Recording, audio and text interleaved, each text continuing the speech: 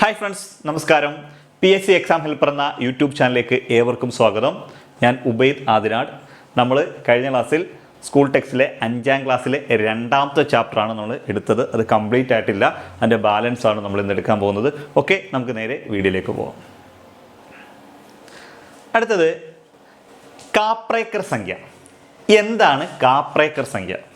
Okay, ഇത് PSC പല പ്രാവശ്യം ചോദിച്ചിട്ടുള്ളതാണ്. സ്കൂൾ ടെക്സ്റ്റിനകത്തുള്ള ചോദിക്കാൻ സാധ്യതയുള്ള ക്വസ്റ്റ്യനാണ്. കാപ്രേക്കർ സംഖ്യ എന്താണെന്ന് ചോദിക്കുന്നത്. ഓക്കെ ആണല്ലോ. ഈ കാപ്രേക്കർ സംഖ്യ എന്ന് പറയുന്നത് നമുക്ക് കാണാതെ അങ്ങ് പഠിച്ചു വെച്ചാൽ മതി. 6174 ഇതാണ് കാപ്രേക്കർ സംഖ്യ. ഓക്കെ ആണല്ലോ. കാപ്രേക്കർ സംഖ്യ എന്ന് വെച്ചാൽ 6174. ഓക്കെ, നമ്മളൊരു PSC പഠിക്കുന്ന ഒരു വിദ്യാർത്ഥിയെ സംബന്ധിച്ചിടത്തോളം ഇത്ര എന്താണ് കാപ്രേക്കർ സംഖ്യ എന്ന് മാത്രം പറഞ്ഞാൽ 6174. ഓക്കെ, ഇപ്പോൾ LP UP ടീച്ചേഴ്സൊക്കെ ആണെങ്കിൽ പോലും ഇത്രയും തൽക്കാലം ഇത്ര അറിഞ്ഞാൽ മതി. എങ്കിലും അവർ പഠിപ്പിക്കുന്ന സമയത്ത് ആധികാരികമായിട്ട് ഇത് അറിയണം, ഇതെന്താണ് എന്നൊക്കെ അറിയണമെന്നുണ്ട് എങ്കിൽ ഞാൻ ഇത് കാര്യങ്ങൾ കുറച്ചുകൂടെ വിശദമായിട്ട് പറഞ്ഞുതരാം. ഓക്കെ ആണല്ലോ. അപ്പോൾ ഒരു നോർമൽ കേസിൽ നമുക്കൊരു PSC എക്സാം എഴുതിയെടുക്കുന്നതിന് ഇത്ര മാത്രം അറിഞ്ഞാൽ മതി. കാപ്രേക്കർ സംഖ്യ എത്രയാണ്? കാപ്രേക്കർ സംഖ്യ എന്ന് വെച്ചാൽ 6174 കാപ്രേക്കർ സംഖ്യ എന്ന് പറയുന്നത്. ഓക്കെ, നമുക്കിതിനെ കുറച്ച് വിശദമായിട്ടും കൂടെ ഞാൻ കാര്യങ്ങൾ പറഞ്ഞുതരാം. എന്താണ് കാപ്രേക്കർ സംഖ്യ? നമ്മുടെ മഹാരാഷ്ട്രക്കാരനായ ഒരു ഗണിതശാസ്ത്രജ്ഞനും അധ്യാപകനും കൂടിയായ കാപ്രേക്കർ എന്ന് പറയുന്ന വ്യക്തിയാണ് ഈ നമ്പർ, അല്ലെങ്കിൽ ഒരു ടീച്ചർ സാറാണ് ഈ നമ്പർ കണ്ടുപിടിച്ചത്. മനസ്സിലായല്ലോ.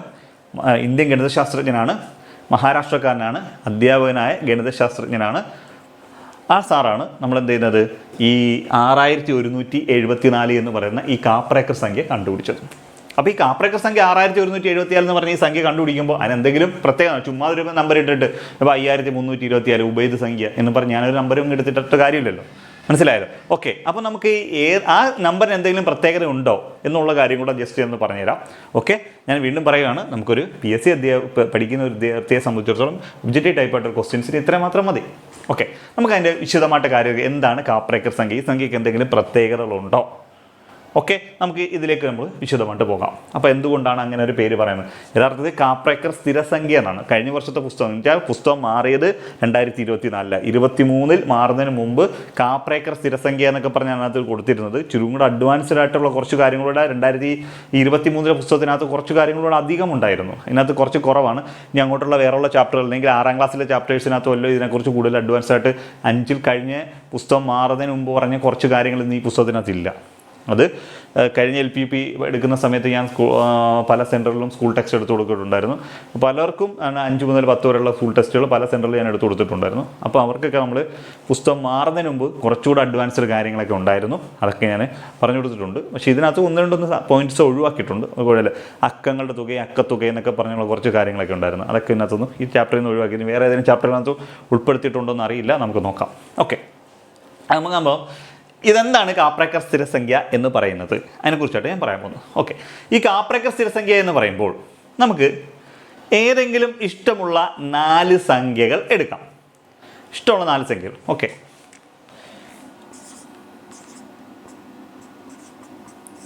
ഇങ്ങനെ സംഖ്യ എടുത്ത് 2, 3, 5, 6 2, 3, 5, 6 എന്ന് പറയുന്ന സംഖ്യ എടുത്ത് ഈ 4 അക്ക സംഖ്യ ഈ 4 സംഖ്യകൾ വെച്ചു ഉണ്ടാക്കാൻ കഴിയുന്ന ഏറ്റവും വലിയ 4 അക്ക സംഖ്യയും ഏറ്റവും ചെറിയ 4 അക്ക സംഖ്യയും എടുക്കണം. ഓക്കെ ആണല്ലോ.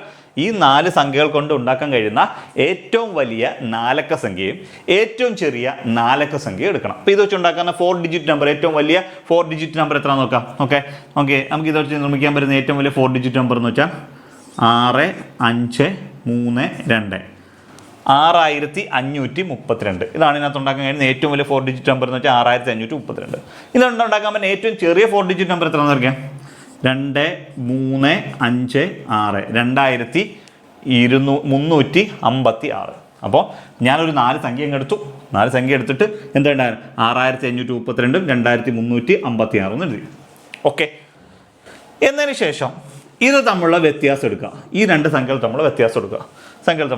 ഇത് തമ്മിൽ കുറയ്ക്കാം. നോക്കാം. 12ൽ നിന്ന് 6 കുറച്ചാൽ ഇവിടെ എത്ര കിട്ടും? 6 കിട്ടും. പിന്നെ എത്രയുണ്ട് ഇവിടെ 2 2ൽ നിന്ന് 5 കുറച്ച് കഴിഞ്ഞാൽ എത്ര കിട്ടും? 7 കിട്ടും. ഓക്കെ, പിന്നെ ഉള്ളത് ഇവിടെ 12 ഇവിടെ പിന്നെ 5ആണുള്ളത്. 5 4ആണ്. 4-ന് 3 കുറച്ചാൽ 1 കിട്ടും. ബാക്കി എത്ര ഉണ്ട് ഇവിടെ? 6ആണുള്ളത്. 6-ൽ നിന്ന് 2 കുറച്ചാൽ 4 കിട്ടും. ഓക്കെ, 4176. ഈ 4176 എന്ന് പറയുന്നത് ഒരു കാപ്രക്കർ സംഖ്യ ആയോ ഇല്ലയോ എന്ന് നിങ്ങൾ നോക്കണം ആദ്യം ചെയ്യേണ്ട പരിപാടി. ഓക്കെ, അതല്ല അപ്പോൾ ഏതെങ്കിലും 4 സംഖ്യ എടുത്തു, നമ്മൾ ഇതെടുത്തപ്പോൾ 4176. ഏതെങ്കിലും 4 സംഖ്യ എടുത്തിട്ട് അത് വെച്ച് ഉണ്ടാക്കാൻ കഴിയുന്ന ഏറ്റവും വലിയ 4 അക്ക സംഖ്യ, ഏറ്റവും വലിയ 4 ഡിജിറ്റ് നമ്പറും അത് വെച്ച് തന്നെ ഉണ്ടാക്കാൻ കഴിയുന്ന ഏറ്റവും ചെറിയ 4 ഡിജിറ്റ് നമ്പർ എടുക്കും. അപ്പോൾ ഏറ്റവും വലിയ 4 ഡിജിറ്റ് നമ്പർ ഇതാണ്, ഏറ്റവും ചെറുത് ഇതാണ്. ഇവർ തമ്മിലുള്ള ഡിഫറൻസ് നമ്മൾ എടുത്ത്, ഇത് തമ്മിലുള്ള ഈ ഡിഫറൻസ്, ഈ സംഖ്യകൾ തമ്മിലുള്ള ഡിഫറൻസ് എടുത്ത് 4176 ഈ 4176 എന്ന് പറയുന്നത് കാപ്രേക്കർ സംഖ്യ ആയോ അല്ലയോ എന്ന് നമ്മൾ ആദ്യം നോക്കണം. ആണോ അല്ലയോ? ഇത് കാപ്രേക്കർ സംഖ്യ അല്ല, നമ്മളിവിടെ എഴുതിയിട്ടുണ്ട് 6174 കാപ്രേക്കർ സംഖ്യ. ഇതൊരിക്കലും ഒരു കാപ്രേക്കർ സംഖ്യ അല്ല. ഓക്കെ, നമ്മൾ ഇനി എന്ത് ചെയ്യണം? വീണ്ടും ഇതേ പ്രവൃത്തി തന്നെ റിപ്പീറ്റ് ചെയ്യണം. ഏത് നമ്പർ വെച്ച്? ഇതാ ഈ കിട്ടിയേക്കുന്ന നമ്പർ വെച്ച് നമ്മൾ ഈ കുറച്ചപ്പോൾ കിട്ടിയ ഒരു സംഖ്യ കിട്ടില്ലോ, അതിനകത്ത് 4 1 6 7 എന്ന് പറഞ്ഞ സംഖ്യ കിട്ടില്ലയോ? ഇത് വെച്ച് തന്നെ ഇതേപോലെ തന്നെ റിപ്പീറ്റ് ചെയ്യണം. ഇത് വെച്ച് നിർമ്മിക്കാൻ പറ്റുന്ന ഏറ്റവും വലിയ 4 അക്ക സംഖ്യയും ഏറ്റവും ചെറിയ 4 അക്ക സംഖ്യയും നമ്മൾ റിപ്പീറ്റ് ചെയ്യണം. നമുക്ക് നോക്കാം. ഏറ്റവും വലിയ 4 അക്ക സംഖ്യ ഇപ്പോൾ 7 6 4 1 മൈനസ് ചെറുത് 1 4 6 7. ഓക്കെ ആണല്ലോ. എന്നിട്ട് എന്ത് ചെയ്യണം? ഇത് തമ്മിൽ കുറയ്ക്കണം. ഓക്കെ ആണല്ലോ, കുറയ്ക്കാം. നമുക്ക് നോക്കാം. അപ്പം ഈ കിട്ടിയ നമ്പർ വെച്ച് ഉണ്ടാക്കാൻ കഴിയുന്ന ഏറ്റവും വലിയ 4 അക്ക സംഖ്യ, ഏറ്റവും ചെറിയ 4 അക്ക സംഖ്യ, 4 ഡിജിറ്റ് നമ്പർ, ലാർജസ്റ്റ് 4 ഡിജിറ്റും സ്മോളസ്റ്റ് 4 ഡിജിറ്റ് നമ്പേഴ്സും നമ്മളിവിടെ ഉണ്ടാക്കി കഴിഞ്ഞു. ഓക്കെ, ഇനി ഡിഫറൻസ് എടുക്കാമല്ലോ. ഓക്കെ, നമുക്ക് നോക്കാം. 11-ന് 7 പോയി കഴിഞ്ഞാൽ 4. ഓക്കെ ആണല്ലോ. ബാക്കി ഇവിടെ 3 ആണ്. 3 13-ന് 6 പോയി കഴിഞ്ഞാൽ ബാക്കി 7. പിന്നെ ബാക്കി എത്ര ഉണ്ട്? ഇവിടെ 5ആണ്. 5-ന് 4 പോയി കഴിഞ്ഞാൽ 1. പിന്നെ ഇവിടെ 6ആണ്. പിന്നെ ഇവിടെ 7ആണ്. 7-ന് 1 പോയി കഴിഞ്ഞാൽ 6. 6174. 6174. ഓക്കെ ആണല്ലോ. ഈ 6174 എന്ന് പറയുന്നത് ഒരു കാപ്രേക്കർ സ്ഥിരസംഖ്യയായി. കാപ്രേക്കർ സംഖ്യയായി. ഓക്കെ, കാപ്രേക്കർ സ്ഥിര. അപ്പോൾ നിങ്ങൾ ഇങ്ങനെ ആയിട്ട് എന്താണ് കാര്യം? ഇങ്ങനെ ആയതിനു ശേഷം ഇനിയാണ് ഇതിൻ്റെ കാപ്രേക്കർ സ്ഥിരസംഖ്യയുടെ പ്രത്യേകത എന്താണെന്ന് നമ്മൾ കാണാൻ പോകുന്നത്. ഇത്രയും കിട്ടിക്കഴിഞ്ഞാൽ 6174 എന്ന് പറയുന്ന കാപ്രേക്കർ സ്ഥിരസംഖ്യയിൽ ഇത് എത്തിക്കഴിഞ്ഞാൽ ഇനി ഈ പ്രവൃത്തി നിങ്ങൾ ആവർത്തിച്ചാൽ, ഈ പ്രവൃത്തി എന്ന് വെച്ചാൽ ഈ 6174 കൊണ്ട് ഉണ്ടാക്കാൻ കഴിയുന്ന ഏറ്റവും വലിയ 4 അക്ക സംഖ്യയും ഏറ്റവും ചെറിയ 4 അക്ക സംഖ്യയും നമുക്ക് എടുക്കാം. നമുക്ക് നോക്കാം, ജസ്റ്റ് നോക്കി. ഇനി എന്തിൻ്റെ പ്രത്യേകത എന്താണെന്ന് വെച്ചാൽ ഈ 6176 എന്ന് പറയുന്ന ഈ സംഖ്യയിൽ വെച്ച് ഉണ്ടാക്കാൻ പറ്റുന്ന ഏറ്റവും വലിയ 4 അക്ക സംഖ്യ, ഏറ്റവും വലിയ 4 ഡിജിറ്റ് നമ്പർ എടുക്കാം.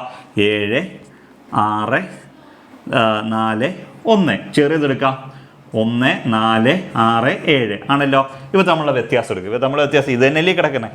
തന്നെയില്ല. 7641 1467 അത് തന്നെയല്ലേ കിടക്കുന്നത്? ഇത് കുറയ്ക്കുമ്പോൾ എത്ര കിട്ടും? ഇതേ സംഖ്യ കിട്ടും. 6174 കിട്ടുമല്ലോ.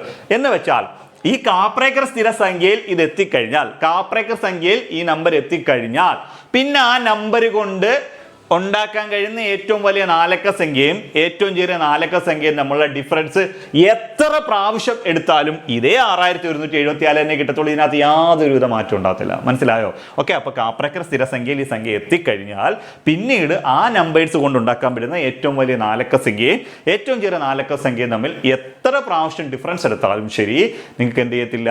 ആ നമ്പർ മാറത്തില്ല. ഈ സ്ഥിരമായിട്ട് തന്നെ ഈ നമ്പർ തന്നെ കിട്ടി, എപ്പോഴും ഇങ്ങനെ തന്നെ കിട്ടിക്കൊണ്ട്, ഇനി എപ്പോഴും കുറച്ചാൽ ഇതേ നമ്പർ തന്നെ ഇങ്ങനെ കിട്ടിക്കൊണ്ടിരിക്കും. ഇത് മാറത്തില്ല. അതുകൊണ്ടാണ് ഈ നമ്പറിനെ കാപ്രേക്കർ സ്ഥിരസംഖ്യ എന്ന് പറയുന്നത്. ഇത് ഇന്ത്യൻ ഗണിതശാസ്ത്രജ്ഞനാണ് കാപ്രേക്കർ എന്ന് പറഞ്ഞാൽ, മഹാരാഷ്ട്രക്കാരനാണ്. അതുകൊണ്ട് PSCക്ക് വേണമെങ്കിൽ ചോദിക്കാൻ സാധ്യതയുള്ള നല്ല ക്വസ്റ്റ്യൻസ് ആണ്. ഓക്കെ, അപ്പോൾ നിങ്ങൾക്ക് എന്ത് ചെയ്യാം? ഈ നമ്പർ നമുക്ക് ഇതൊന്നും അറിയണമെന്നൊന്നും ഇല്ല. ഞാൻ ജസ്റ്റ് നിങ്ങൾക്ക് ആരെങ്കിലും ചോദിച്ചാൽ എന്താണ് കാപ്രേക്കർ സംഖ്യ എന്നൊക്കെ ചോദിച്ചാൽ ഒന്ന് പറഞ്ഞു കൊടുക്കാൻ വേണ്ടി ഞാൻ മാത്രം പറഞ്ഞതിനുള്ളൂ. നമുക്കറിയേണ്ടത് എന്താണ് കാപ്രേക്കർ സംഖ്യ അതെന്ന് വെച്ചാൽ 6174. ഇത്രയും മാത്രം അറിഞ്ഞാൽ മതി. ഓക്കെ ആണല്ലോ. ഓക്കെ, നമുക്ക് അടുത്ത ഭാഗത്തേക്ക് പോകാം. ഇനി ഒരു കാര്യം കൂടെ ഉണ്ട് ഇതിനകത്ത് പറയാൻ പറ്റുന്ന ഒരു കാര്യം എന്ന് വെച്ച് കഴിഞ്ഞാൽ, ഞാനൊരു 4 നമ്പർ എടുത്തു. ആ 4 നമ്പർ എടുത്ത് കാപ്രേക്കർ സ്ഥിരസംഖ്യ നമുക്ക് കിട്ടി. അത് സ്കൂൾ ടെക്സ്റ്റിനകത്തുള്ള സംഖ്യ തന്നെ ആയതുകൊണ്ടാണ് അത് പെട്ടെന്ന് കിട്ടിയത്.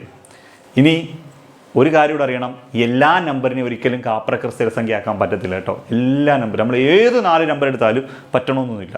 കാര്യം എന്ന് വെച്ചാൽ ഏതോ ഒരു നമ്പറിനെ എടുത്തിട്ട് 70 കോടി വരെ, ഞാനിപ്പോൾ 2 പ്രാവശ്യമല്ലേ എഴുതിയുള്ളൂ, എഴുതി വ്യത്യാസം എടുത്തപ്പോൾ നമുക്ക് കാപ്രേക്കർ സ്ഥിരസംഖ്യ കിട്ടി. ചില നമ്പറൊക്കെ 70 കോടി വരെ എഴുതി നോക്കിയിട്ട് പോലും കാപ്രേക്കർ സ്ഥിരസംഖ്യ കിട്ടിയിട്ടില്ല എന്നാണ് പറയുന്നത്. 70 കോടി വരെ എഴുതിയിട്ട്. അപ്പോൾ എല്ലാ നമ്പറിനും എന്ത് ചെയ്യാൻ പറ്റത്തില്ല, കാപ്രേക്കർ സ്ഥിരസംഖ്യയാക്കാൻ പറ്റത്തില്ല. Okay, yes. അടുത്തത് പാലിൻഡ്രോമിക് നമ്പേഴ്സ് അല്ലെങ്കിൽ ഇരുവഴി സംഖ്യകൾ അല്ലെങ്കിൽ സമമിത സംഖ്യകൾ. ഇങ്ങനെ പറയാം, ഇരുവഴി സംഖ്യകൾ അല്ലെങ്കിൽ സമമിത സംഖ്യകൾ അല്ലെങ്കിൽ പാലിൻഡ്രോമിക് നമ്പേഴ്സ്. എന്താണിത് പാലിൻഡ്രോമിക് നമ്പേഴ്സ്? ഇരുവഴി സംഖ്യകൾ എന്നാൽ എന്താണ്? ഇതാണ് നമ്മൾ പറയുന്നത്. ഇരുവഴി സംഖ്യകൾ എന്ന് വെച്ചാൽ ഒരു സംഖ്യയുടെ 2 വശത്തിൽ നിന്ന് വായിക്കുമ്പോഴും അതേ സംഖ്യ തന്നെ കിട്ടുന്നതിനാണ് നമ്മൾ പാലിൻഡ്രോമിക് നമ്പേഴ്സ് എന്ന് പറയുന്നത്, ഇരുവഴി സംഖ്യകൾ എന്ന് പറയുന്നത്. 2 സൈഡിൽ നിന്ന് വായിച്ചാലും ഒരു നമ്പറിനാണ്. ജസ്റ്റ് ഉദാഹരണം നമുക്ക് നോക്കാം. 101 ഇങ്ങനെ വായിക്കുമ്പോൾ 101 എന്നല്ലയോ, ഇങ്ങോട്ട് വായിച്ചാലും 101 കിട്ടും. ഇങ്ങനെ വായിക്കുന്നത്, ഇങ്ങനെ 2 സൈഡിൽ നിന്ന് വായിക്കുമ്പോൾ ഒരേ സംഖ്യ തന്നെ കിട്ടുന്നതിനാണ് നമുക്ക് പാലിൻഡ്രോമിക് നമ്പേഴ്സ് എന്ന് പറയുന്നത്. ഓക്കെ, വേണ്ട 5335 വേണ്ട 5335, ഇങ്ങോട്ട് വായിച്ചാൽ 5335. Okay, yes. അടുത്തത് 6776 6776. ഓക്കെ, 2 സൈഡിൽ നിന്ന് വായിക്കുമ്പോൾ ഒരു സംഖ്യ തന്നെയല്ലേ കിട്ടുന്നത്. ഓക്കെ, അപ്പോൾ നോക്കിയതുകൊണ്ടേ 2002 നോക്കിയാൽ 2002. 2 സൈഡിൽ നിന്ന് വായിക്കുമ്പോഴും ഒരേ സംഖ്യ തന്നെ കിട്ടുന്ന സംഖ്യയെ നമ്മൾ വിളിക്കുന്നവരാണ് പാലിൻഡ്രോമിക് നമ്പേഴ്സ് അല്ലെങ്കിൽ ഇരുവഴി സംഖ്യകൾ എന്നാണ് പറയുന്നത്. ഇത്ര ഓക്കെ ആണല്ലോ. പാലിൻഡ്രോമിക് നമ്പേഴ്സ് എന്താണെന്ന് മനസ്സിലായത്. നമുക്ക് ഇത്രയും മാത്രം അറിയാം മതി. പാലിൻഡ്രോമിക് നമ്പേഴ്സ് എന്താണെന്ന് നമുക്ക് ജസ്റ്റ് എന്ന് വെച്ചാൽ 2 സൈഡിൽ നിന്ന് വായിക്കുമ്പോഴും ഒരേ സംഖ്യ തന്നെ കിട്ടുന്നത് പാലിൻഡ്രോമിക്. അപ്പോൾ ഉദാഹരണം PSC ക്വസ്റ്റ്യൻ ചോദിക്കും, ചുവടെ തന്നിരിക്കുന്നതിൽ ഇരുവഴി സംഖ്യ ഏത് എന്നിട്ട് കുറേ ഓപ്ഷൻസ് വരുമ്പോൾ ഇതിനകത്ത് 2 സൈഡിൽ നിന്ന് വായിക്കാൻ പറ്റുന്ന ഇതേപോലെ ഏതെങ്കിലും ഒരു സംഖ്യ തരും. അതായിരിക്കും പാലിൻഡ്രോമിക് നമ്പേഴ്സ് അല്ലെങ്കിൽ ഇരുവഴി സംഖ്യകൾ അല്ലെ സമമിത സംഖ്യ എന്നൊക്കെ പറയുന്നത്. ഓക്കെ ആണല്ലോ. അപ്പോൾ ഇതാണ്, നമുക്ക് ഇത്രയും കാര്യം അറിഞ്ഞാൽ മതി. ഇപ്പം ഞാൻ നേരത്തെ പറഞ്ഞതുപോലെ തന്നെ ഒരു കാര്യം കൂടെ ഞാൻ പറഞ്ഞുതരാം. എങ്ങനെയാണ് പാലിൻഡ്രോമിക് നമ്പേഴ്സ് കണ്ടുപിടിക്കുന്നതെന്നും കൂടെ വേണമെങ്കിൽ ഞാൻ ജസ്റ്റ് ഒന്ന് പറഞ്ഞുതരാം. ഓക്കെ ആണല്ലോ. ഓക്കെ, അതുകൂടെ ഒന്ന് പറയാം. അത് നമുക്ക് ആവശ്യമുള്ള കാര്യമല്ല, നമുക്ക് വേണ്ടാത്ത കാര്യമാണ്. ഓക്കെ, നമുക്ക് നമ്പേഴ്സ് എന്താണെന്ന് മാത്രം അറിഞ്ഞാൽ മതി. ഇനി കൂടുതലായിട്ട് ആധികാരികമായിട്ട് ഇതിൻ്റെ കാര്യങ്ങൾ അറിയേണ്ടവർക്ക് വേണ്ടി ഞാൻ ആ പാലിൻഡ്രോമിക് നമ്പേഴ്സ് എങ്ങനെ കണ്ടുപിടിക്കും എന്നും കൂടെ ജസ്റ്റ് ഒന്ന് പറഞ്ഞേക്കാം. ഓക്കെ,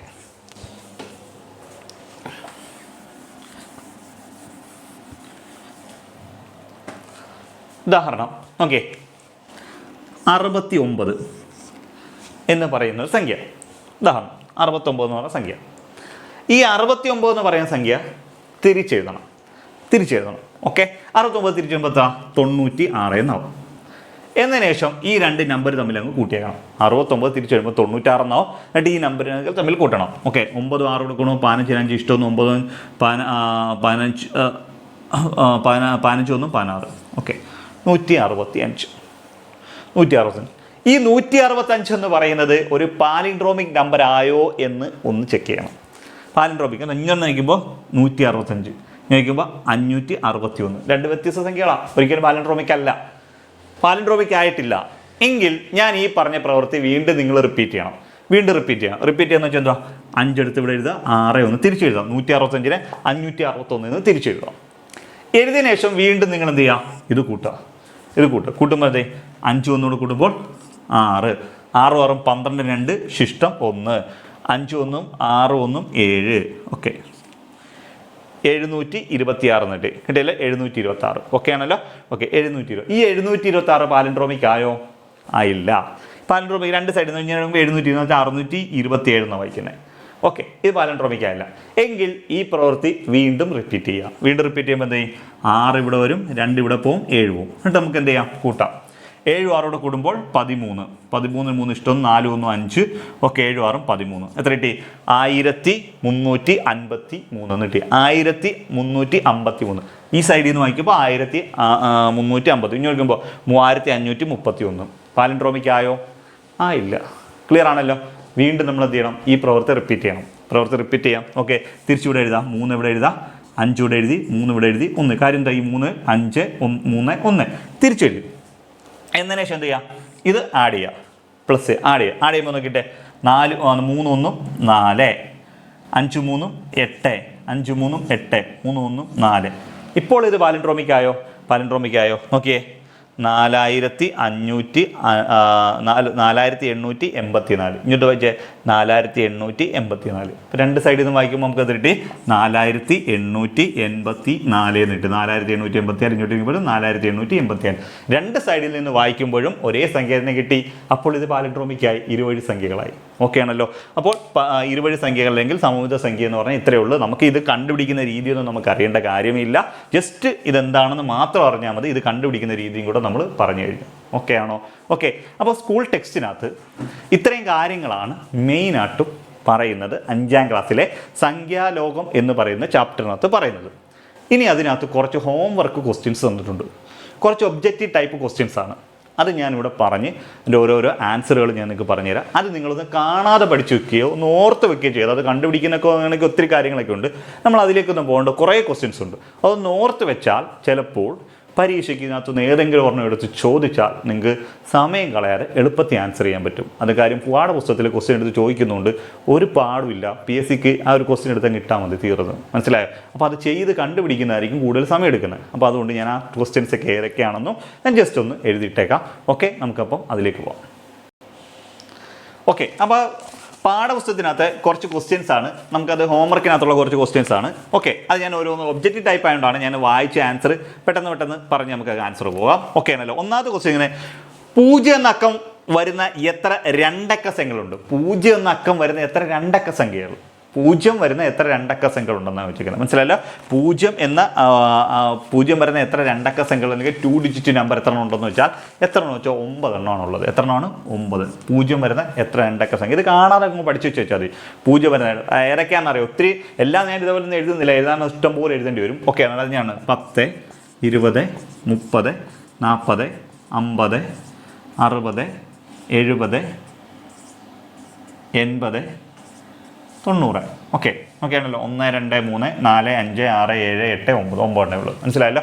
0 വരുന്ന എത്ര രണ്ടക്ക സംഖ്യകൾ ഉണ്ടെന്നാണ് ഇവിടുത്തെ ക്വസ്റ്റ്യൻ ചോദിച്ചിരിക്കുന്നത്. ആൻസർ 9 എണ്ണമാണ്. ഓക്കെ ആണല്ലോ. ഓക്കെ, യെസ്, ക്ലിയർ ആണല്ലോ.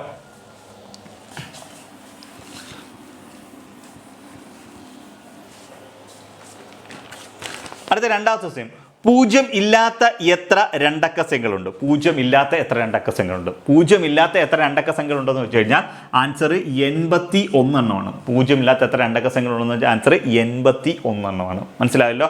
ഓക്കെ, എന്താണ് എത്ര രണ്ടക്ക സംഖ്യകളുണ്ട്? മൊത്തം എത്ര രണ്ടക്ക സംഖ്യകളുണ്ടെന്ന് വെച്ചാൽ മൊത്തം 90 രണ്ടക്ക സംഖ്യകളാണുള്ളത്. മനസ്സിലായല്ലോ? 2 ഡിജിറ്റ് നമ്പർ സ്റ്റാർട്ട് ചെയ്യുന്നത് 10ലാണ്, അവസാനിക്കുന്നത് 99ലാണ്. 10 മുതൽ 99 വരെ എത്ര സംഖ്യകളുണ്ടെന്ന് വെച്ചാൽ 90 സംഖ്യകളാണുള്ളത്. 10 മുതൽ 99 വരെ എത്ര സംഖ്യകളുണ്ട്?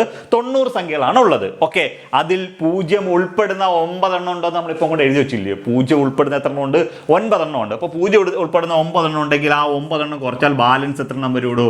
81 എണ്ണേ ഉള്ളൂ. മനസ്സിലായല്ലോ? അപ്പോൾ 0 ഇല്ലാത്ത എത്ര രണ്ടക്ക സംഖ്യകൾ വരുന്നു? 0 ഉള്ള എത്ര രണ്ടക്ക സംഖ്യകൾ ഉണ്ടെന്ന് വെച്ചാൽ നമ്മൾ 9 എണ്ണം ഉണ്ട്. 0 ഇല്ലാത്ത എത്ര രണ്ടക്ക സംഖ്യകൾ ഉണ്ടെന്ന് വെച്ചാൽ 81 എണ്ണം ഉണ്ട്. ഓക്കെ ആണല്ലോ. ഇത് നമ്മൾ എന്ത് ചെയ്യണം? കാണാതെ പഠിച്ചു വെക്കേണ്ട കാര്യം. നമ്മൾ ഈ പറയുന്ന ഒബ്ജക്റ്റീവ് ടൈപ്പ് ക്വസ്റ്റ്യൻസ് എല്ലാം നമ്മൾ നിങ്ങൾ ജസ്റ്റ് ഒന്ന് ഓർത്ത് കാണാതെ പഠിച്ചു വെച്ചാൽ അത് ചോദിച്ചാൽ പെട്ടെന്ന് നമുക്ക് ആൻസർ ചെയ്യാൻ വേണ്ടി. ഓക്കെ ആണല്ലോ. യെസ്, നമുക്ക് അടുത്ത ക്വസ്റ്റ്യനിലേക്ക് പോകും.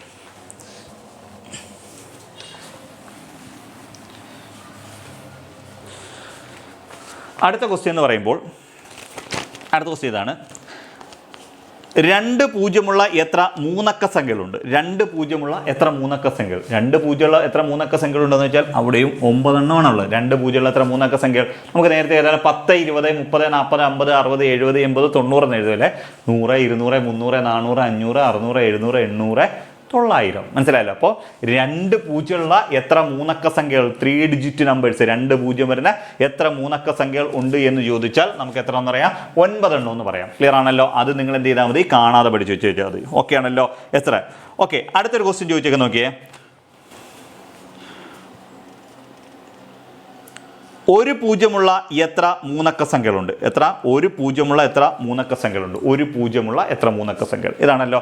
ഇത് നമ്മൾ 1 പൂജ്യമുള്ള എത്ര മൂന്നക്ക സംഖ്യകൾ ഉണ്ട് എന്ന് ചോദിച്ചാൽ കാണാതെ പഠിച്ചു വെച്ചാൽ മതി. 162 എണ്ണം ഉണ്ട്. എത്ര എണ്ണം ഉണ്ട്? 162 എണ്ണം ഉണ്ട്. 1 പൂജ്യമുള്ള എത്ര മൂന്നക്ക സംഖ്യകൾ ഉണ്ടെന്ന് വെച്ചാൽ എത്രയാണ്?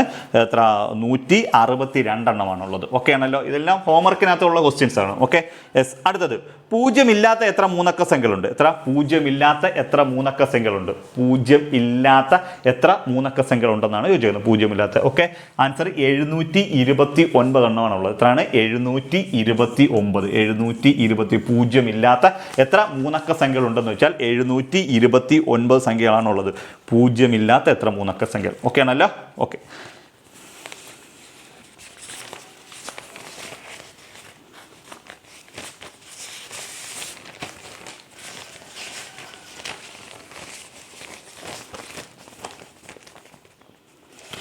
ഓക്കെ, അടുത്ത ക്വസ്റ്റ്യൻ ചോദിക്കുന്നത് ഒരക്കം തന്നെ ആവർത്തിച്ചു വരുന്ന എത്ര രണ്ടക്ക സംഖ്യകളുണ്ട്? ഒരക്കം തന്നെ ആവർത്തിച്ചു വരുന്ന എത്ര രണ്ടക്ക സംഖ്യകളുണ്ട്? ഒരക്കം തന്നെ ആവർത്തിച്ചു വരുന്ന എത്ര രണ്ടക്ക സംഖ്യകളുണ്ടെന്ന് വെച്ചാൽ അവിടെ നിങ്ങൾ കാണാതെ പഠിച്ചു വെച്ചാൽ അത് എത്ര? 9 എണ്ണേ ഉള്ളൂ. ഒരക്കം തന്നെ ആവർത്തിച്ചു വരുന്ന എത്ര രണ്ടക്ക സംഖ്യകളുണ്ടെന്ന് വെച്ചാൽ നമുക്ക് അവിടെ എത്ര ഉണ്ടോ? 9 എണ്ണമാണുള്ളൂ. ഒരക്കം തന്നെ ആവർത്തിച്ചു വരുന്ന രണ്ടക്ക സംഖ്യകൾ എത്രയാണെന്ന് വെച്ചാൽ 9. ഉദാഹരണം ഏതാ? ഇങ്ങനെ 11, 22, 33, 44, 55, ഓക്കെ, 66, 77, 88, 99. ഇതാണ് നമുക്ക് ഇതൊന്നും ആവശ്യമില്ല. ഇത് നിങ്ങൾ കാണാൻ ഒരു ചെയ്ത് ഈ 9-നാണ് നമ്മുടെ പ്രാധാന്യം. മനസ്സിലായല്ലോ? അപ്പോൾ എന്താണ്? ഒരക്കം തന്നെ ആവർത്തിച്ചു വരുന്ന എത്ര രണ്ടക്ക സംഖ്യകൾ? ഒരക്കം തന്നെ ആവർത്തിച്ചു വരുന്ന എത്ര രണ്ടക്ക സംഖ്യകൾ ഉണ്ടെന്ന് വെച്ചാൽ എത്രയാണ്? 9 എണ്ണമാണ്. ഓക്കെ ആണല്ലോ. അടുത്ത ചോദിക്കുന്നത് ഒരക്കം തന്നെ 3 തവണ ആവർത്തിച്ചു വരുന്ന എത്ര മൂന്നക്ക സംഖ്യകളുണ്ട്? ഒരക്കം തന്നെ എത്ര തവണ ആവർത്തിച്ചു വരുന്ന എത്ര മൂന്നക്ക സംഖ്യകളുണ്ട്? മനസ്സിലായല്ലോ? ഒരക്കം തന്നെ 3 തവണ ആവർത്തിച്ചു വരുന്ന എത്ര മൂന്നക്ക സംഖ്യകൾ ഉണ്ടെന്നാണ് ക്വസ്റ്റ്യൻ ചോദിച്ചിരിക്കുന്നത്. അങ്ങനെ ഒരു ക്വസ്റ്റ്യൻ ചോദിച്ചാലും അതും എത്ര എണ്ണം തന്നെയാണ്? 9 തന്നെയാണ്. ഓക്കെ ആണല്ലോ. ഒരക്കം തന്നെ ആവർത്തിച്ചു വരുന്ന എത്ര മൂന്നക്ക സംഖ്യകൾ ഉണ്ടെന്ന് വെച്ചാൽ അത് 9 തന്നെ. നേരത്തെ നമ്മൾ 11, 22, 33 കഴിഞ്ഞാൽ 111, 222, 331, 447, 555 അങ്ങനെ പോകുന്ന സംഖ്യകളാണ്. മനസ്സിലായല്ലോ? ഒരക്കം തന്നെ ആവർത്തിച്ചു വരുന്ന എത്ര മൂന്നക്ക സംഖ്യകൾ ഉണ്ടെന്നാണ് അവിടെ ചോദിച്ചിരിക്കുന്നത്. ക്ലിയർ ആവുന്നുണ്ടല്ലോ? ഓക്കെ, അടുത്തത്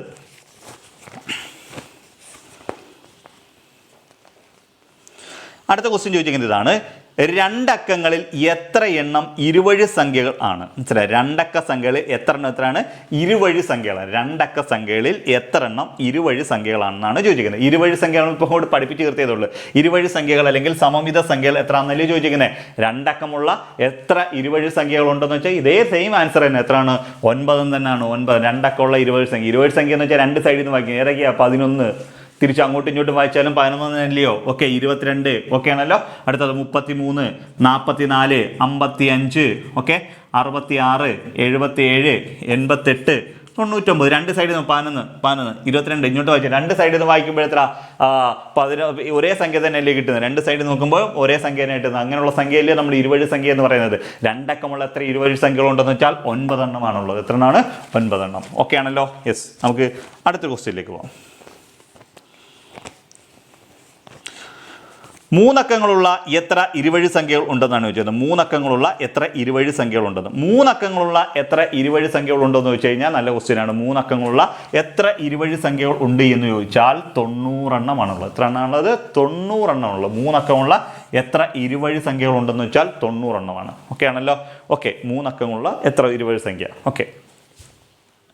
ഓക്കെ, അപ്പോൾ അത് ആൻസർ 90 എണ്ണം വരും കേട്ടോ. മൂന്നക്കമുള്ള എത്ര ഇരുവഴി സംഖ്യകളുണ്ട്? മൂന്നക്കമുള്ള എത്ര ഇരുവഴി സംഖ്യകളുണ്ടെന്ന് വെച്ചാൽ എത്രയാണ്? നമ്മുടെ ആൻസർ 90 എണ്ണമാണ് ഉള്ളത്. ഓക്കെ ആണല്ലോ.